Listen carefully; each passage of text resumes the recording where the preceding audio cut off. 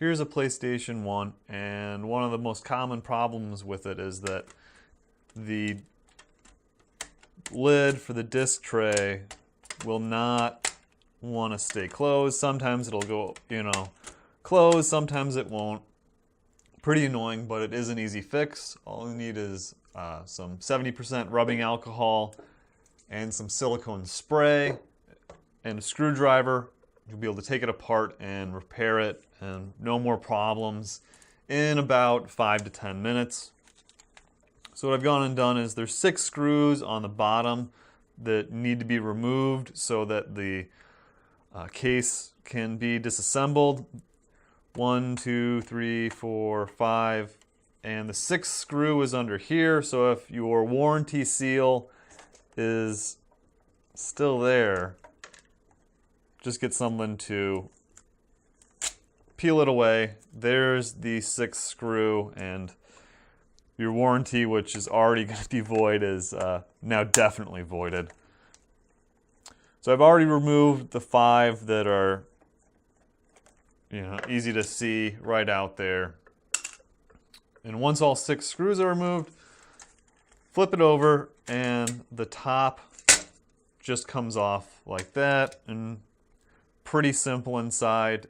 At this point, you can take it outside, maybe blow it out with some compressed air if it's dirty. Mine's not, so I'm just going to set that aside. So here's the underside, and this will also work if there's an issue with the power button, but that's not as common. So here's the eject button, and we're going to want to remove that. There are two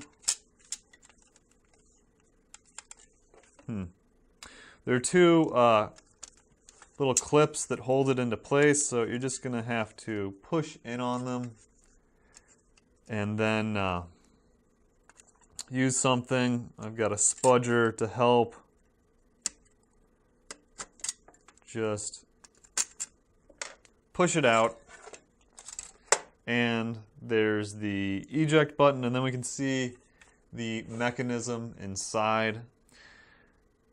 So here's the mechanism, and it can be removed by pushing forward on the plastic, which acts as a spring. You're going to want to be careful so this doesn't get damaged. Just pop that forward. The lid will come up and it will come out. So there's just these 2 pieces and then the top of the case. At this point, I'm going to take some rubbing alcohol, and I have some cotton swabs. Strongly recommend that you use the ones that are made out of cotton and not nylon or polyesters, whatever the other ones are. But just go in, clean that up, clean around the sides of the button. This one's not very dirty, but some of them can get junk stuck in there that'll cause them to stick on the sides and everything. And just clean up this also.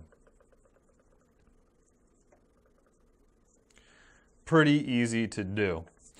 Now, you want to get some silicone lubricant into here, onto the spring piece, and that will allow everything to slide much easier. So you could take some and spray it on the end of a Q-tip, or I'm going to use a cheap chip brush, and that will allow me to just brush it on a very light coat. You don't want to be too heavy with it. So I'm going to quickly step away and step outside.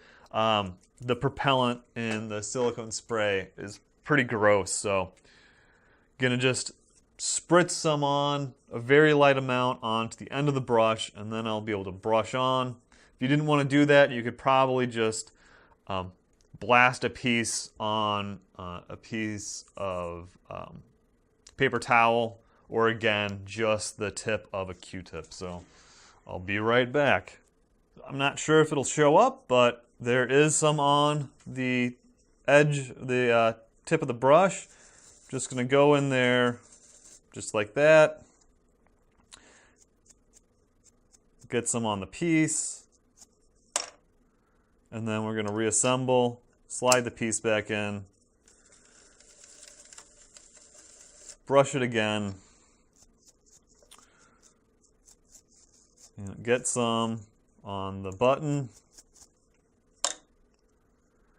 and then just make sure that the button is aligned correctly. I don't think it's possible to stick it in incorrectly, but we don't want to break off the two little pieces there. And just pop it down into place. And just like that, I can push wherever. Well, just about. And it pops into place and it's not sticking. And then, reassembly. Very, very simple. Bring this back. Drop it straight down. Flip it over and put the screws back in and you're done. So I hope this was helpful. Thanks for watching.